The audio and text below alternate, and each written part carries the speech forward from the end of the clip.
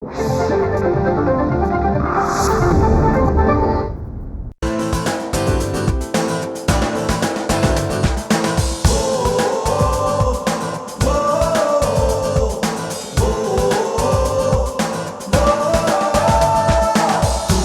से झुके नहीं, कदम कभी डिगे नहीं। हो तूफानों से झुके नहीं, कदम कभी डिगे नहीं। राह में रुके नहीं, आसमां से बुलंदी तक। कोशिश से कामयाबी तक, कोशिश से कामयाबी तक, कोशिश से कामयाबी तक, कोशिश से कामयाबी तक, कोशिश से कामयाबी तक। नमस्कार, आदाब। कोशिश से कामयाबी तक सीज़न 2 में मैं ज़रीना वहाब फिर से आपका स्वागत करती हूँ। दोस्तों, एक दौर ऐसा था जहाँ गिने चुने सिंगर्स हुआ करते थे और वही पूरे साल भर की फिल्मों में गाना गाया करते थे। लेकिन आज दौर ऐसा आ गया है, बहुत सारी सिंगर्स हैं। अगर उन्हें एक गाना मिल गया तो बड़ी बात है, अगर वो अपनी पहचान बना ले ये तो उससे भी बड़ी बात है। आज की हमारी मेहमान अपना सपना लेकर यहाँ आई सिंगर बनने के। उन्होंने अपना सपना पूरा किया और एक अपनी पहचान भी बनाई है। आइए डालते हैं उनके काम पर एक नज़र। उस वक्त के कलकत्ता और आज के कोलकाता के बंगाली परिवार में जन्मी हमारी आज की मेहमान को संगीत की शिक्षा उनके बचपन से ही मिल रही थी। पिता इनको एक ट्रेंड क्लासिकल सिंगर बनाना चाहते थे, पर इस बच्ची का रुझान फिल्मी गीतों की तरफ था। लेकिन पिताजी के कहने पर क्लासिकल की तालीम भी लेती रही। संगीत का ज्ञान इतना बढ़ा कि एक संस्था ने इन्हें संगीत सिखाने के लिए सूरीनाम भेज दिया, जहां इन्होंने 4 साल तक संगीत सिखाया। फिर इंडिया वापस आ गई। यहाँ कुमार सानू ने इन्हें फिल्म संगीत से जुड़ने की सलाह दी, पर इस लड़की के लिए मुंबई आके बसना इतना आसान काम नहीं था। किस्मत ने थोड़ा साथ दिया और इन्हें जावेद साहब के कहने पर राजेश रोशन के संगीत में अपना पहला गाना मिला। फिल्म थी मोक्ष। पर बात कुछ बनी नहीं, संघर्ष जारी रहा। कुछ समय बाद इस गायिका को लगा कि यहाँ उनका कुछ नहीं हो पाएगा, और जब ये तकरीबन अपना बोरिया बिस्तर बांधकर मुंबई छोड़ने ही वाली थी कि इन्हें A.R. रहमान के यहाँ से कॉल आया और उन्होंने इन्हें एक ब्रेक दिया। एक बार A.R. रहमान से जुड़ने के बाद इस गायिका ने फिर कभी पीछे मुड़कर नहीं देखा और आज भी पूरी तरह से अपनी आवाज का जादू बिखेर रही है। माँ बाप ने इन्हें नाम दिया था सुजाता भट्टाचार्य, पर हम और आप इन्हें जानते हैं मधुश्री के नाम से। स्वागत कीजिए मधुर आवाज की मलिका मधुश्री का। दोस्तों, तो ये थी म्यूजिकल मेलोडियस मधुश्री। चलिए इनका स्वागत करते हैं। Madhu ji, please welcome to our show. बहुत अच्छा लग रहा है आपसे मिलकर। I'm so happy to see you. I'm a very big fan of you. Thank you so much. Please. तूफानों से झुके नहीं, कदम कभी डिगे नहीं। राह में रुके नहीं, आसमां से बुलंदी तक। हाँ, मैं मधु कहूँगी क्योंकि आप मुझसे बहुत छोटी हैं। मधु, तो ये बताइए, आपने बहुत सारी फिल्मों में गाने गाए, लेकिन आपकी शुरुआत कैसी हुई गानों की? सबसे पहले तो एक गाना जो मेरे मन में आ रहा है जी, जो बचपन से मैं सुनती आई हूँ, जी जरूर गुनगुनाना चाहूँगी। जरूर। जब दीप जले आना, जब शाम ढले आना, संकेत मिलन का भूल न जाना, मेरा प्यार न बिसराना। जब दीप जले आना, जब शाम ढले आना। वो क्या म्यूजिकल माहौल बना दिया आपने। इतनी प्यारी शुरुआत की, मुझे बस मैं बहुत इमोशनल हो गई हूँ। मतलब ये गाना so close to my heart. मैं हमेशा सुनती थी, और रविंद्र जैन जी का म्यूजिक, यशुदास और इन्होंने जो गाया है, बहुत बहुत अच्छा गाना। और आपने क्या एक्टिंग किया, क्या कमाल लग रही थी आप। Thank you so much. लेकिन आप तो बहुत ही, क्योंकि आपका काम ज़्यादा मुश्किल है, ये एपिसोड आपका है, तो आप प्लीज़ आप अपने बारे में कुछ बताइए। ये म्यूज़िक का शौक़ कहाँ से शुरू, कैसे शुरू हुआ आपको? ज़रीना जी, मैं म्यूज़िकल फैमिली से आई हूँ। अच्छा। मेरे डैडी स्वर्गीय अमरेंद्र नाथ भट्टाचार्य जी। और माताजी पार्वती देवी, इन दोनों ने मुझे गाना सिखाया बचपन से। मेरे पहला गुरु मेरे डैडी जी, उसके बाद मैं हरिहर शुक्ला जी एंड उसके बाद आचार्य पंडित जी। डॉक्टर अमीर रंजन बैनर्जी से मैं 9 साल तक क्लासिकल सीखा। तो मतलब हम लोग 4 बहन हैं और सब गाते हैं, लेकिन मैंने ही सिंगिंग को अपने करियर के हिसाब से लिया और बचपन से ही मुझे कहा गया तुम्हें सिंगर ही बनना है और कुछ नहीं। तो ये मुझे मालूम नहीं कब से मैंने गाना शुरू किया, लेकिन मम्मी कहती थी कि जब मैं 5 साल की उम्र की थी तब मैंने पहला स्टेज प्रोग्राम किया। और मैंने सुना आपके फादर आपको क्लासिकल सिंगर बनाना चाहते थे?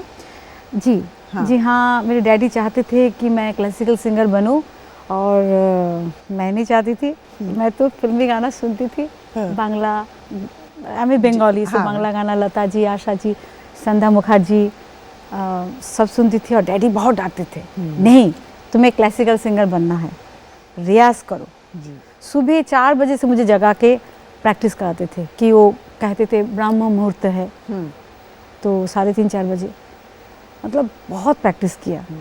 आपका पहला गाना कौन सा था जो आपने सुना था, आपको लगा कि नहीं मुझे फिल्मों में काम करना है, मतलब गाना गाना है?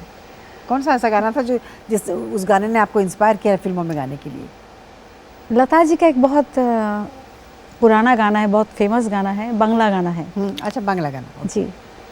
निझुम सन्ध्या पान्थ पाखिरा बुझिब पथ भूले যায় কুলায় যেতে যেতে কে যেন কাকলে আমারে নিয়ে যেতে যায় নিঝুম সন্ধ্যায়। क्या बात है, क्या बात है, ब्यूटीफुल। तो ये गाना मैं सुनती थी और मैं सोचती थी मैं कब सिंगर बनूंगी। यस, प्लेबैक सिंगर बनूंगी। हाँ। और डैडी चाहते थे नहीं तुम्हें क्लासिकल सीखना है, क्लासिकल सिंगर बनना है। तो आपके घर में जो भी बाकी की 3 बहनें जो हैं, उन्होंने भी कभी फिल्मों में गाने का सोचा नहीं, है? नहीं, नहीं। They are housewife now. Okay. और ये लोग गाना सीखे हैं क्योंकि डैडी खुद बहुत अच्छा गाना गाते थे, जी। तो हम लोग एक म्यूजिकल माहौल था, तो सब लोग गाते थे। तो बॉम्बे आना कैसा हुआ? जरीना जी, एक लंबी कहानी है। देखिए, वो लंबी कहानी को थोड़ा सा शॉर्ट करके सुनाइए, लेकिन सुनाइए ज़रूर। मैं क्या बताऊँ, born and brought up in Kolkata, पढ़ाई भी मैंने कोलकाता में किया, मास्टर डिग्री किया म्यूज़िक में, लेकिन पढ़ाई में मेरा कभी मन नहीं था। जी। मैं हमेशा गाना गाना चाहती थी, प्रोग्राम उसमें मुझे अट्रैक्ट करता था। तो ICCR जो है, Indian council for cultural relations, वहाँ से मैंने एक एप्लीकेशन किया था। मैंने एक ऐड देखा था कि म्यूज़िक टीचर कम परफॉर्मर और ये अब्रॉड के लिए। ओके। तो घर में मैं किसी को नहीं बताया, चुपके से मैंने फॉर्म फिल कर दिया। फॉर्म दे दिया। उसमें कुछ बहुत सारे चीज़ था जो मैं नहीं कर सकती थी, तो मैंने बहुत सारे जुगाड़ किया करके भेज दिया। और मैं ये सोचती हूँ जब कुछ होना होता है तब हो जाता है। जी, बिल्कुल। कि क्योंकि मेरा होना था इसलिए हो गया। कैसे हो गया मुझे खुद मालूम नहीं है, क्योंकि मैंने सिर्फ गाना सीखा और मास्टर डिग्री किया, तो पढ़ाई भी बहुत किया म्यूज़िक में। मुझे याद है इंटरव्यू के टाइम मुझे एक जज बता रहे थे, बच्चा तू तो बहुत छोटी है, अभी तेरा सीखने की उम्र है, तू बाहर क्यों जाना चाहती है? हाँ। एनीवे, बाहर तो मैं गई वहाँ पर। तो सिलेक्शन हो गया उसमें? हाँ, सिलेक्शन हो गया। गुड। और क्योंकि मैंने बहुत अच्छा परफॉर्म किया था, तो दे लव्ड इट, तो दे सिलेक्ट इट। और जो जो सवाल किया था तो मैंने आंसर दिया था। तो चले तो गई सूरीनाम, साउथ अमेरिका सूरीनाम। अच्छा, तो आपने जो ऑडिशन के लिए जब गई थी, कौन सा गाना गाया था? बंगाली गाना गाया था या हिंदी? क्लासिकल। Classical, okay. कौन सा क्लासिकल गाया था? बंदिश। एक ज़रा लाइन सुना दीजिए। सा ग म ध नि सा नि ध म ग रे नि सा म ग रे सा, आज नहीं आए मोर घर राजा, आज नहीं आए मोर घर राजा। धनी सा ग म ध नि सा नि ध म ग म नि ध म ग म सा म ग ध नि सा म ग रे सा, आज नहीं आए। सेलेक्ट तो करना ही था, इतना अच्छा गाया आपने। That's nice. तो वहाँ पर मैं गई, मैं सिर्फ क्लासिकल गाना ही करती थी, लेकिन सूरीनाम में जब मैं गई वहाँ पर, मैं बहुत छोटी थी, जस्ट कंप्लीट कॉलेज कंप्लीट किया, आप समझ सकते हैं। वहाँ पर मैंने देखा बहुत सारे लोग एम्बेसी में आते हैं, कल्चरल सेंटर में, जो बहुत करीब 40 साल 50 साल की उम्र में वो लोग शौकिया गाना सीखने आते थे, बच्चे भी थे और हिंदुस्तानी सिर्फ नहीं है, बहुत नॉन इंडियंस भी आते थे। तो मैं सोचा मैं क्या करूं, लेकिन जरीना जी मैं सिखाते सिखाते बहुत कुछ सीख गई, आप ये कह सकते हैं। और वो लोग मुझे कहते थे कि मुझे ना रफ़ी साहब का गाना है, लता जी का गाना है। तो मैंने कहा रफ़ी साहब का गाना तो मैंने कभी सुना ही नहीं, लता जी का गाना नहीं सुना, क्योंकि मैं बंगाली थी और क्लासिकल गाती थी जी। तो कहा नहीं मुझे लग जा गले गाना है। तो फिर मैं वो गाना सुनती थी, सीखती थी, सीख के उसको सिखाती थी और ये कहती थी देखो ये गाना इस राग में है तो आपको क्लासिकल सीखना है। अच्छा, तो कितना अरसा रही आप वहाँ पर? 4 साल थी। 4 साल के। मैं ऐसे बताती थी कि एक गाना है, दिल क्यों लगाया तुझसे दिल क्यों लगाया रसिक बलमा,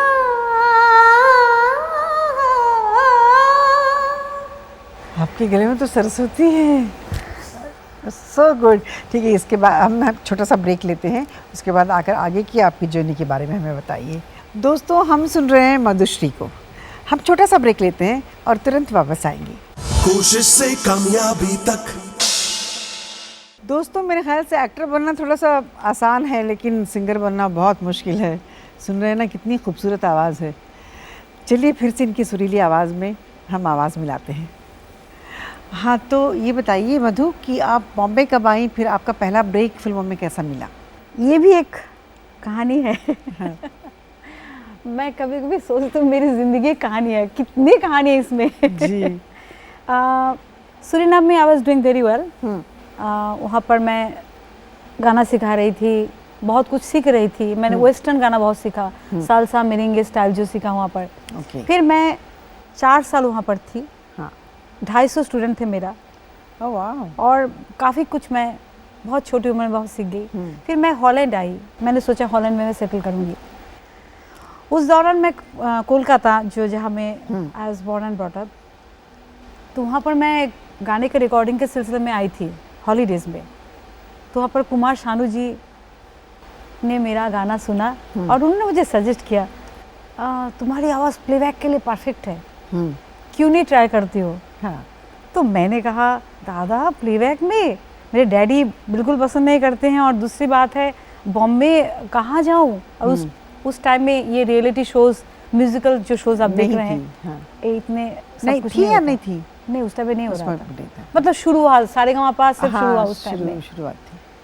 तो फिर मैंने कहा क्या करूँ? वो कहा कोई बात नहीं, तुम हॉलैंड में अच्छा कर रहे हो, लेकिन एक बार ट्राई करो, यू आर यंग, अगर नहीं होगा तो फिर चले जाना।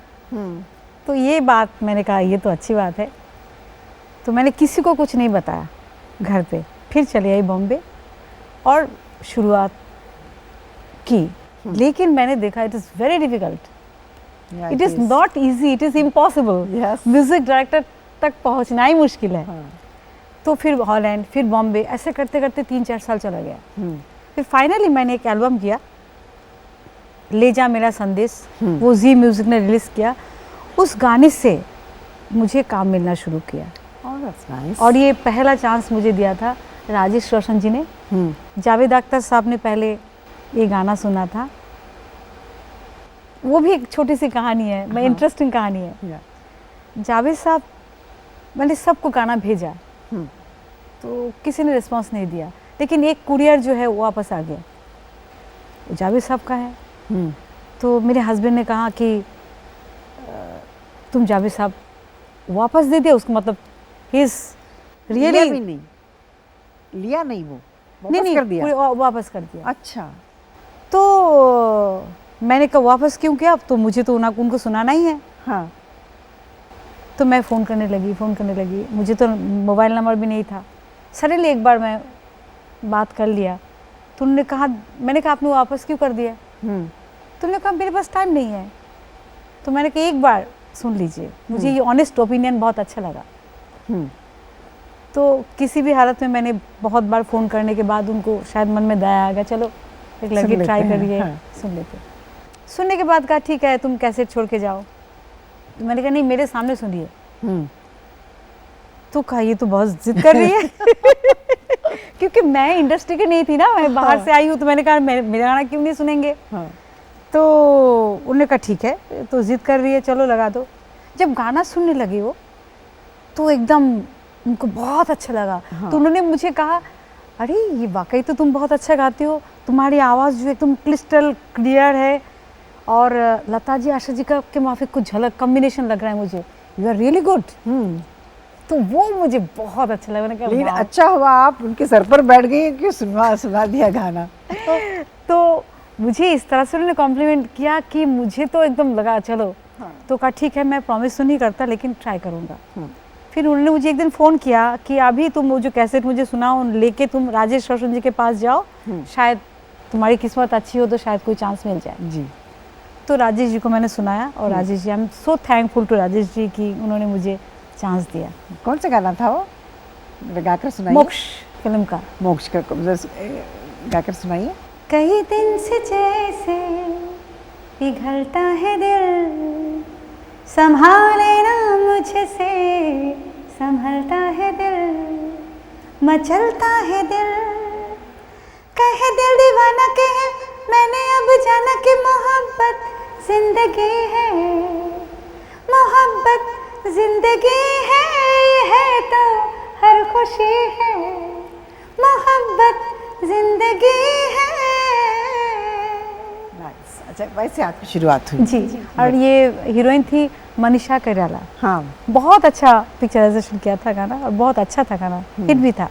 अच्छा रहमान साहब से आपकी मुलाकात कब और कैसे हुई? ये गाना तो हो गया। हाँ। उसके बाद शंकर एहसन लॉय ने भी मुझे 2 फिल्म में गाना गाया, लेकिन कुछ गाना तो गा लिया जिसके लिए मैं आई थी बॉलीवुड में, लेकिन वो जैसे मधुश्री वो नाम एस्टेब्लिश नहीं हो रहा था और वो कोई पहचान नहीं बन रहा था। हाँ। तो हालांकि शुरू से मैं रहमान जी का बहुत बड़ी फ़ैन थी, और लेकिन कैसे पहुँचे, साउथ में कोई कांटेक्ट नहीं था, और अभी जैसा कनेक्टिविटी ऑनलाइन के कारण हो गया, उस ज़माने में ऐसा नहीं था। 2000 की बात कर रही हूँ मैं जी। एक दिन मैं जिंगल गा रही थी एक स्टूडियो 4D स्टूडियो में वर्ली में ही, तो किसी ने बताया रात को रहमान जी आएंगे, गाना एक फिल्म है उसके मिक्सिंग के लिए, वो लगान फिल्म के मिक्स के लिए। ओके।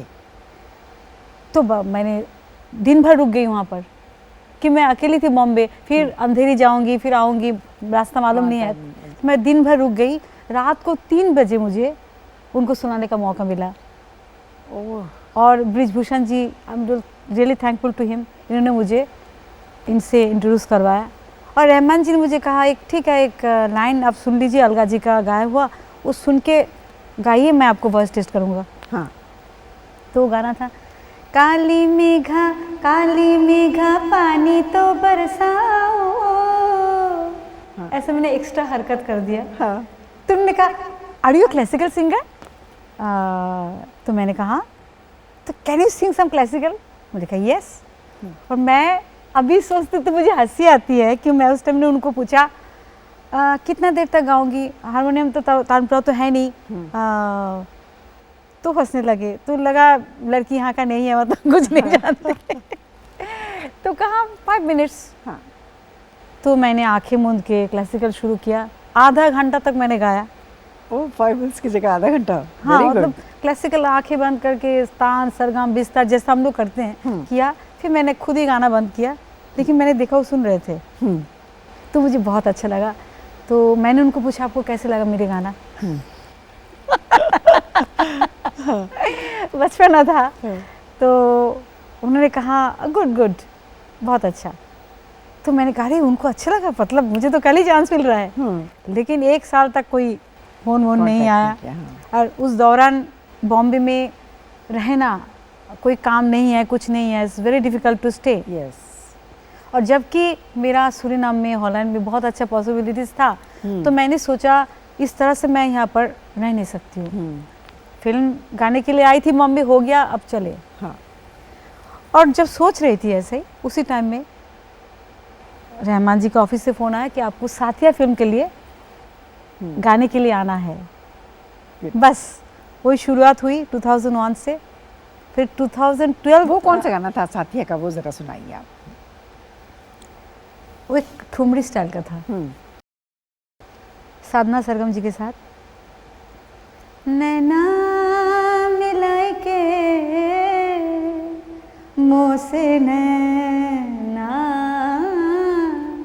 है, झूठ कपट छल कीनी, झूठ कपट छल कीनी, मुँह से नैना, मुँह से नैना मिलाए के, मुँह से नैना मिलाए के, पलकों में बंद कर लेनी, पलकों में बंद कर लेनी।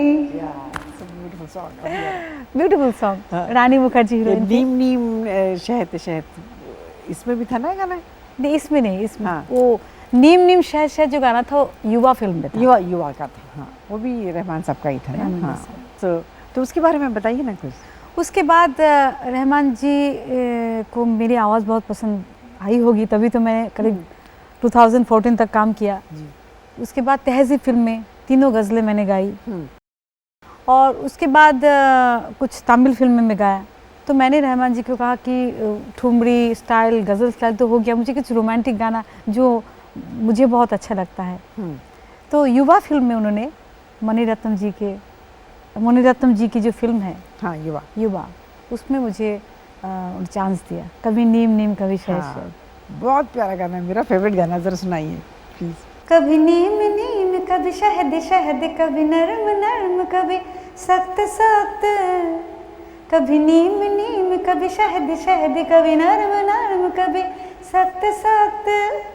हो मोरा पिया मोरा पिया मोरा पिया हो, नजरों के तीर में बसा है प्यार, जब भी चला है वो दिल के पार, लज्जा से मरे रे जिया पिया, लज्जा से मरे रे जिया पिया रे। और अंतरा अंतरा भी गाइए, अंतरा भी बहुत खूबसूरत है। हो शोंधा के लाले मुख चमकाए, सांधे सांधे खुशबू मन बहकाए, जुल्फों की रहना फिर क्यों न छाए, हो चांद सितारे देखेंगे सारे, चांद सितारे देखेंगे सारे, लज्जा से मरे रे जिया पिया, लज्जा से मरे रे जिया।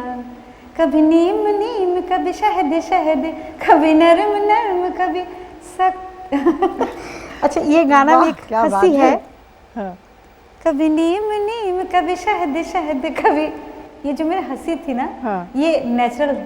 अच्छा, नेचुरल आ गया था उसमें, क्योंकि हाँ। ये गाना 13 दिन तक बन रहा था। कभी मनी जी को ट्यून को चेंज करना था, कभी लिरिक्स को चेंज करवाना था, कभी गायकी ठीक नहीं है, ऐसे करते करते 13 दिन हो गया।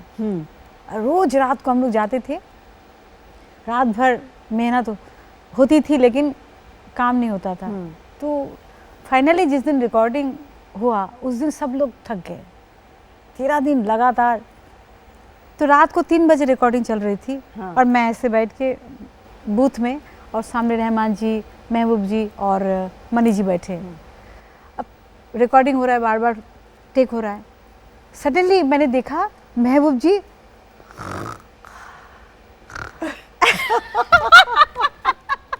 ऐसे सो रहे हैं। तो कभी नहीं, ऐसे गा रही हूँ ना, कभी नीम नीम कभी शहद शहद, कभी ऐसे करके मैंने हंस दिया। और इट लुक्स सो नेचुरल।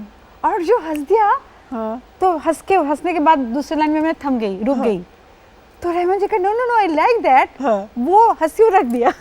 अच्छा, it was so natural, very good, ya I remember that incident I never forget, beautiful. या अच्छा, आपसे म्यूजिकल बातों का दौर जारी रखेंगे, एक छोटे से ब्रेक लेते हैं।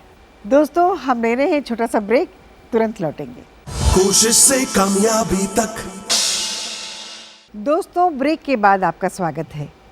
चलिए बातें करते हैं मधुश्री से।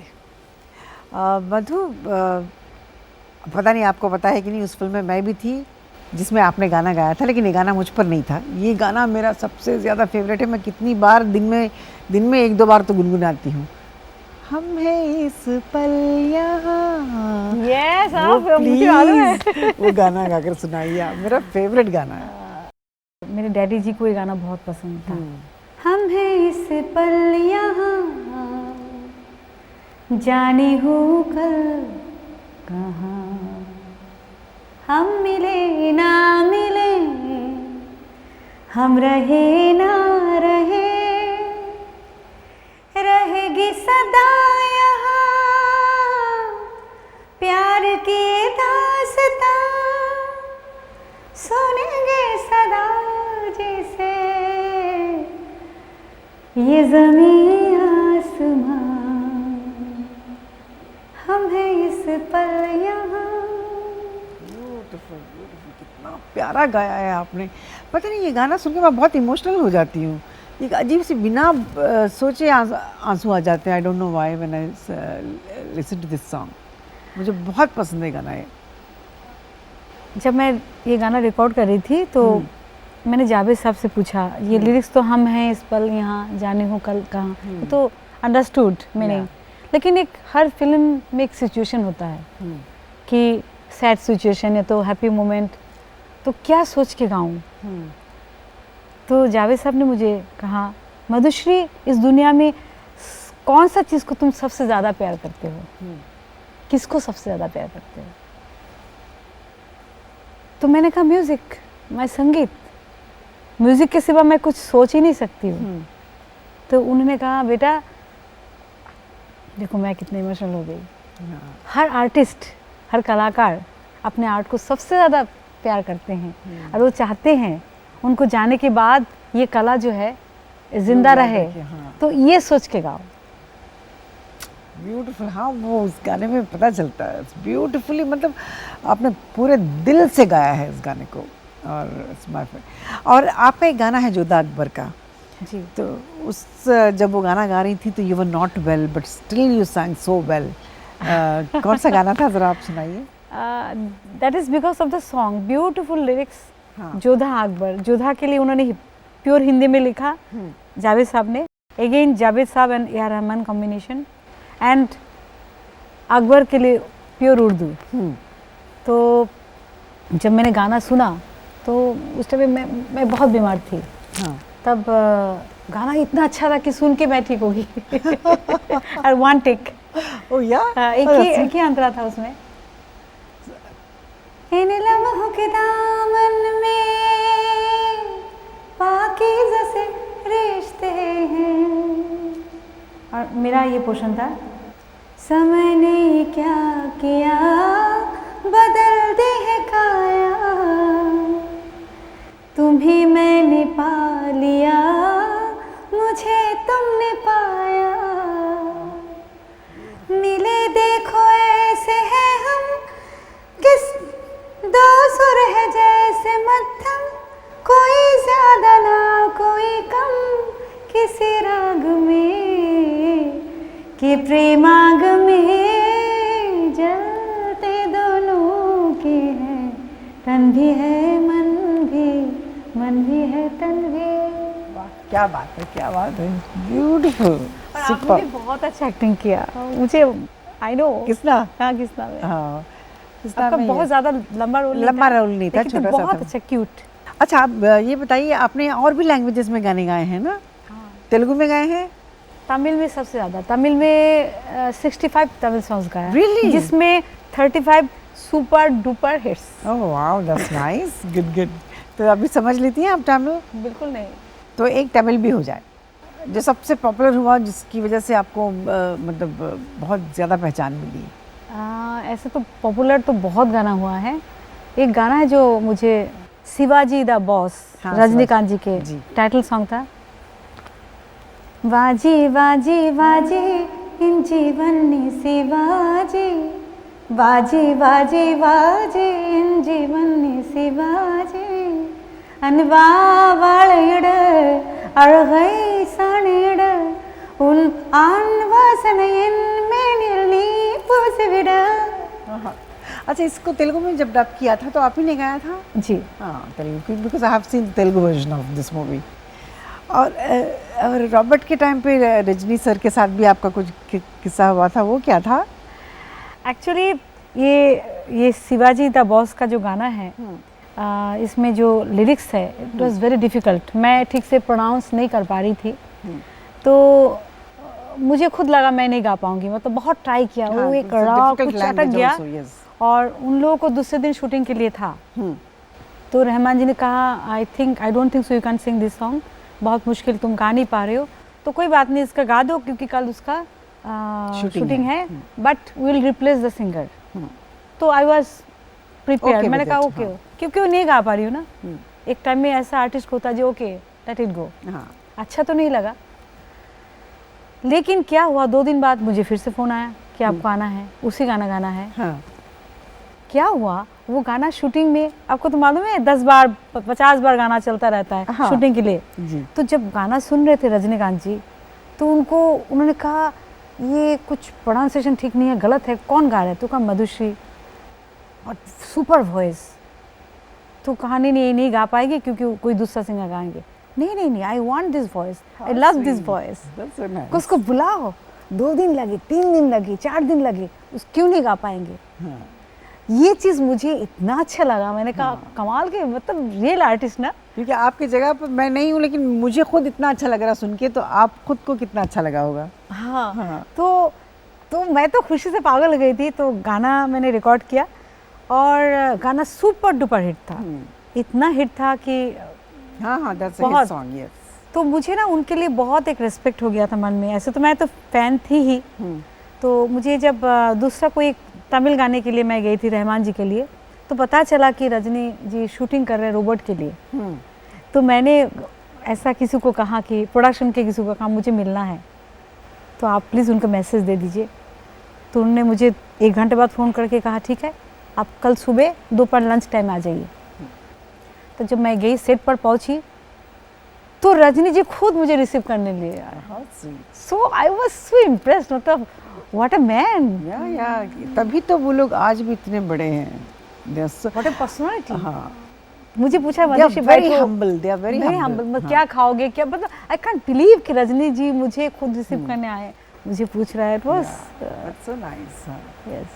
अच्छा, एक आपका रोमांटिक गाना है, तो बिन बताए मुझे ले चल कहीं, वो गाना आपको मतलब गाते हुए कैसा महसूस हुआ, और ये गाना गाकर सुनाइए आप। ये मैं very romantic song. Very romantic song. मैं गई थी रहमान जी के लिए कुछ दूसरा गाना रिकॉर्डिंग करने के लिए, तो पता चला कि राकेश ओम प्रकाश मेहरा का जो फिल्म है रंग दे बसंती जी का रिकॉर्डिंग हो रही है, और दलर मेहंदी जी। तो मुझे दलर मेहंदी जी का गाना बहुत अच्छा लगता है, very big fan of him. तो मैं सुन रही थी, तो जब रिकॉर्डिंग हुए सब लोग जा रहे थे, तो रहमान जी ने मुझे रोक लिया। को एक ट्यून है जो ड्रीम में, आज सुबह ड्रीम में मुझे आया, तो इसको हमिंग करके रिकॉर्ड कर लेते हैं। तो मैं कर रही थी, पियानो में बजा रहे थे, मैं ला ला ला ला ला ला ला ला ला ला। तो राकेश जी जा रहे थे, वो रुक गए। उन्होंने कहा ये किस फिल्म का गाना है? तो कहा नहीं किसी फिल्म का नहीं, ऐसे ही ड्रीम में आया, तो मैंने सोचा इसको रिकॉर्ड कर लेते। बोला आई वांट दिस सॉन्ग। अच्छा, ये धुन आप ही की अपना धुन था? नहीं, रहमान जी का था। रहमान जी का, ओके। राकेश जी कहा I want this tune, I want this song. तो रहमान जी ने कहा आपके फिल्म में तो it is a patriotic film, there is no scope for romantic song, और आपकी फिल्म ऑलरेडी बन चुकी है। थोड़ा सा बाकी है डबिंग। वो कहा I will create a situation for this song. He create the situation. उसी टाइम में प्रसून जी को गाना भेजा गया, और उन्होंने फैक्स किया, तो रात को हम लोग ये गाना गा दिया एक ही टेक में। और मैं और नरेश अय्यर जो मेल सिंगर एक ही बूथ में खड़ा होकर रिहर्सल के तौर पे गाया, और गाना इतना अच्छा हो गया कि उन्होंने एज इट इज रख दिया। It's a beautiful song. तो उसका लाइन सुनाइए, फिर हम छोटा सा ब्रेक लेते हैं। तू वही गाना सुन के बिन बताए मुझे ले चल कहीं,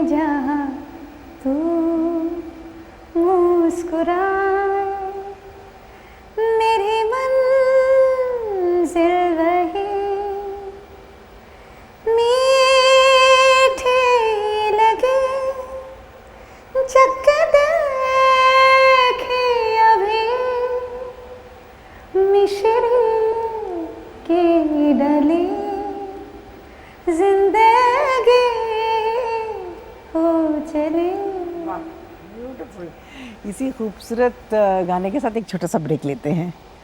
दोस्तों सुना ना आपने कितना प्यारा गा रही हैं। हम जल्दी से वापस आएंगे, फिर सुनेंगे इनके और गाने। कोशिश से कामयाबी तक। दोस्तों ब्रेक के बाद आपका फिर से स्वागत है। आई एम श्योर आप अच्छे अच्छे गाने और सुनना चाहेंगे। अभी सुनाती हूँ आपको। हाँ, तो मधु मैं आपसे एक बात पूछना चाहूँगी, पर्सनल बात है। आपका नाम सुजाता भट्टाचार्य है, राइट? यस। तो मधुश्री कैसे बनी आप? आई थिंक जो आर्टिस्ट होते हैं ना थोड़ा पागल होते हैं। कि जब मैं बॉम्बे आई तो ट्राई कर रही थी। अब जैसे कि मैंने शुरू में बताया था, बहुत मुश्किल था म्यूज़िक डायरेक्टर तक पहुंचना, गाना मिलना। तो जब कुछ नहीं होता है तो बहुत सारे आपको शुभचिंतक मिल जाता है जो कहते हैं ये करो ठीक होगा, वो हाँ, करो। बिल्कुल, और वैसे हम तो लोग बहुत मिलते हैं। और हम लोग बहक जाते हैं। जी।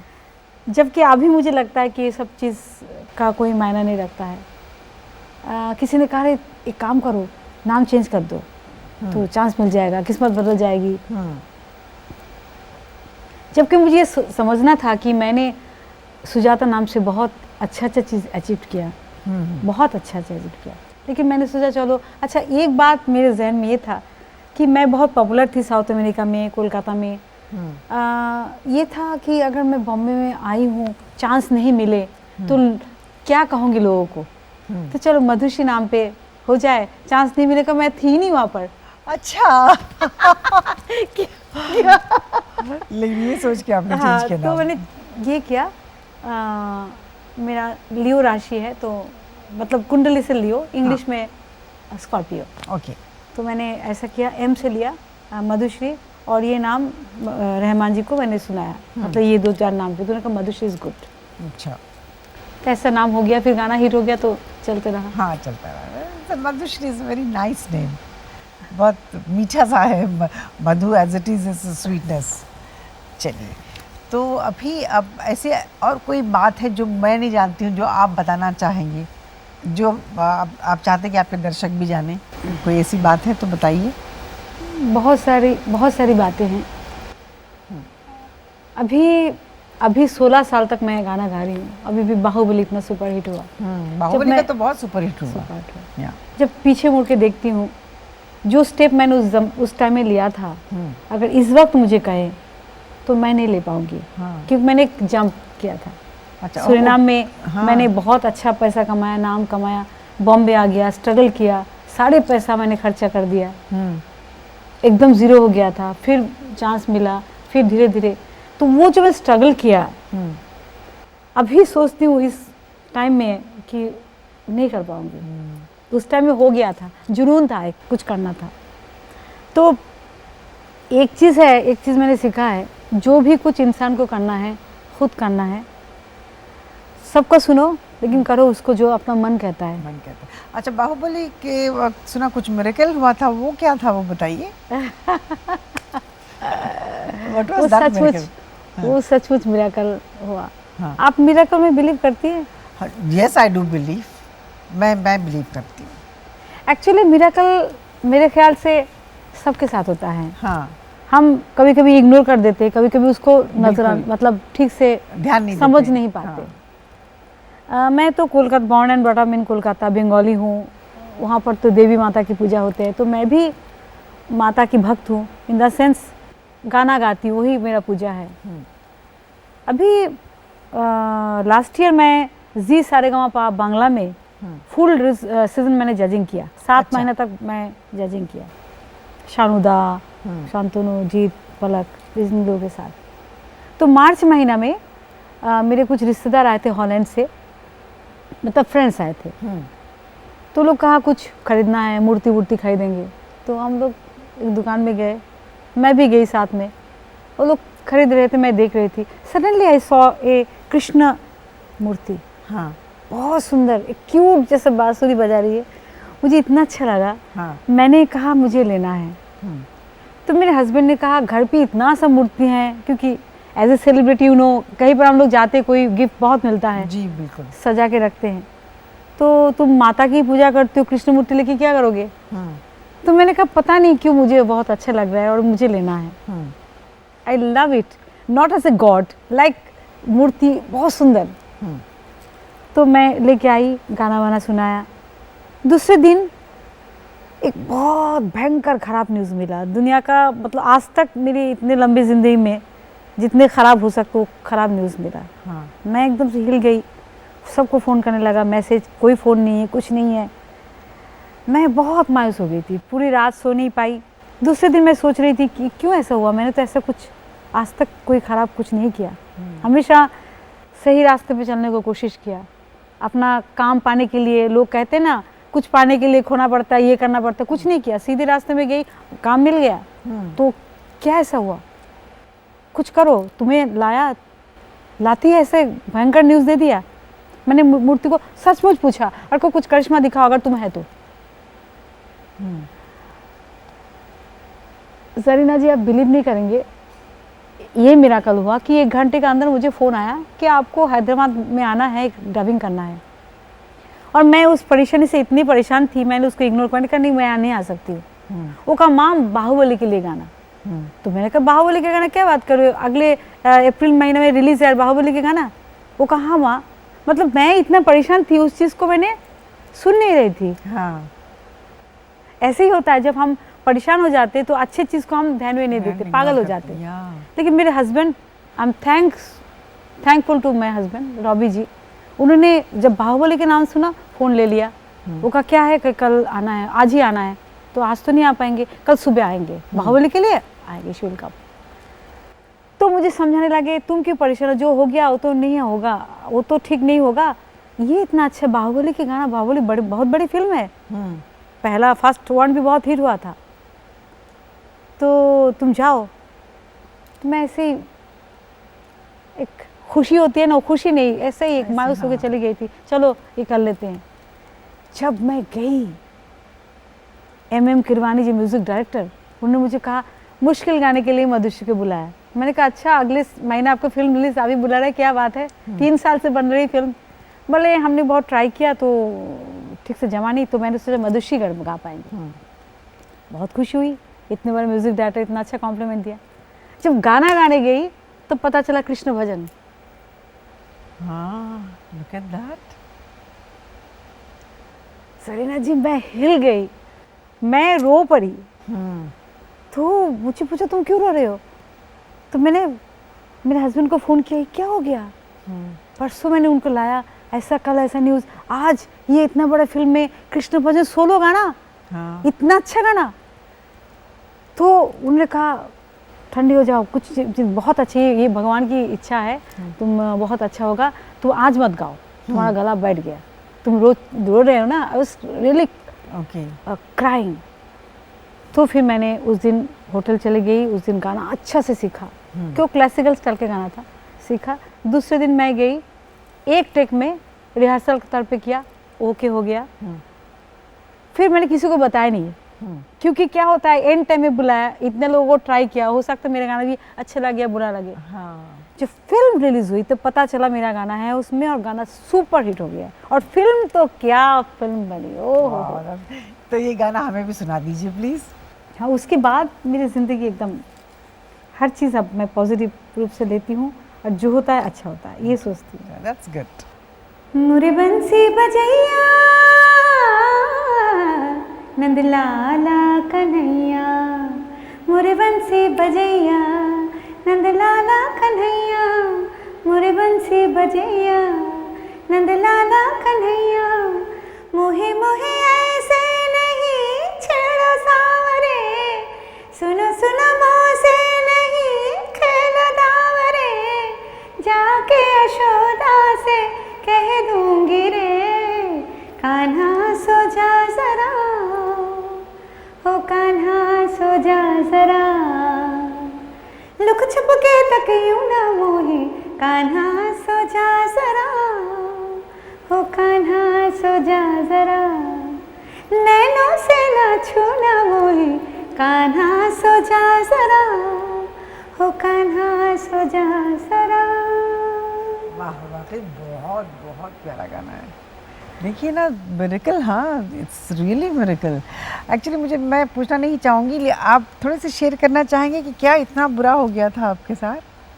अगर आप चाहेंगे तो ही, अदरवाइज आप रहने दीजिए, नो प्रॉब्लम। इसलिए नहीं कहना चाहूँगी कि ये भी एक मिराकल इसलिए है, जब मैं गाना गा के आई हूँ और बहुत थैंकफुल टू हो गई कृष्ण भगवान के ऊपर, दूसरे दिन मुझे मैसेज आया कि जो मैसेज मुझे मिला उसके लिए ये लोग बहुत शर्मिंदा हैं, उसके लिए वो लोग बहुत सॉरी फील कर रहे थे और वो चीज़ नहीं है, सारी चीज़ जो था निकल गया, जो मुझे मिलना था उससे ज़्यादा मिला। हाँ, चलो, दैट्स वेरी नाइस। सो यही मेरा कुछ, हाँ, चलिए, दैट्स गुड। एक टेस्ट लिया भगवान ने, हाँ, कि झटका दे के देखो ये चीज़ अगर होगा तो तुम सहन पाओगे कि नहीं, लेकिन मैंने समर्पण कर दिया, जे ठीक है, इससे बुरा क्या होगा, चलो तुम ही सब कुछ हो, हाँ। तुम ही माता, तुम ही पिता, ऊपर वाला तो एक ही है, चाहे ईश्वर कहे चाहे अल्लाह कहे, एक ही है। हम जिस रूप में माने उस रूप में आए, मुझे मेरे पास आया और उन्होंने सारे प्रॉब्लम सॉल्व कर दिया, इतना बड़ा गाना दे दिया। ओह, दैट्स वेरी नाइस। चलिए, इसी खुशी में हम रैपिड फायर करते हैं। मैं आपको एक एक सवाल पूछूंगी, उसका एक एक लाइन में जवाब दीजिए। जी। हाँ? अच्छा, आपको क्या कहलवाना अच्छा लगेगा, सुजाता भट्टाचार्य या मधुश्री?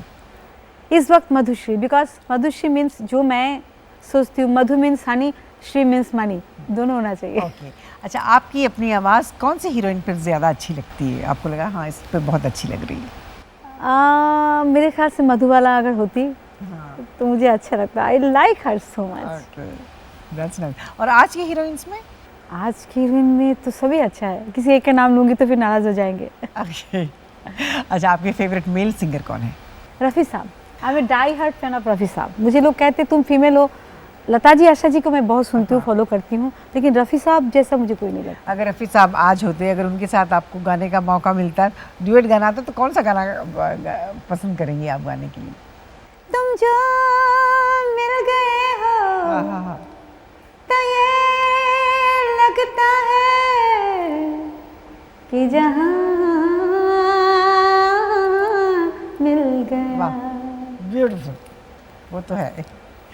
अच्छा, कौन से संगीतकार हैं आज के जिनके साथ आप काम करना चाहेंगी?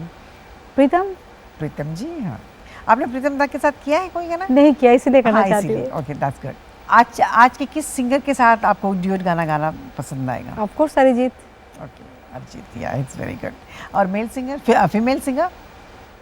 फीमेल सिंगर के तो सब मैंने गाया है, श्रेया घोषाल के साथ गाया, अभी नीति मोहन के साथ गाया, अभी बहुत गाया। अलका जी के साथ नहीं गाया। अलका जी के साथ। लता जी, आशा जी अगर होती तो कमाल हो जाता। That's very nice. अच्छा, आपका अपना पसंदीदा गाना कौन सा है जो सबसे ज़्यादा आपको अच्छा लगता है कि ये मेरा फेवरेट है?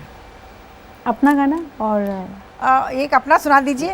हाँ, अपना ही सुना दीजिए। नहीं, अपना नहीं सुनाऊंगी मैं। ये जो गाना गाया तुम जो मिल गए, ये मुझे अच्छा, सबसे अच्छा लगता है, लेकिन उसके बाद जो एक गाना अच्छा लगता है लता जी का, लग जा गले के फिर हंसी रात हो न हो, शायद फिर से जन्म में मुलाकात हो न हो, लग जा गले से। ब्यूटीफुल, बहुत मज़ा आया।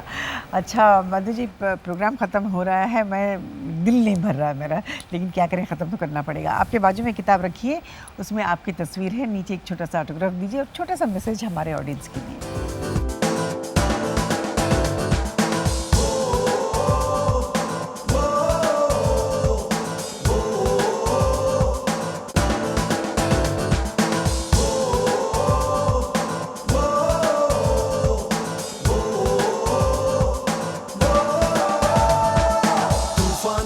झुके नहीं, कदम कभी डिगे नहीं, हो तूफानों से झुके नहीं, कदम कभी। तू जो मेरे सुर में सुर मिला ले, संग गा ले, तो जिंदगी हो जाए सफल। तू जो मेरे मन का, तू जो मेरे मन का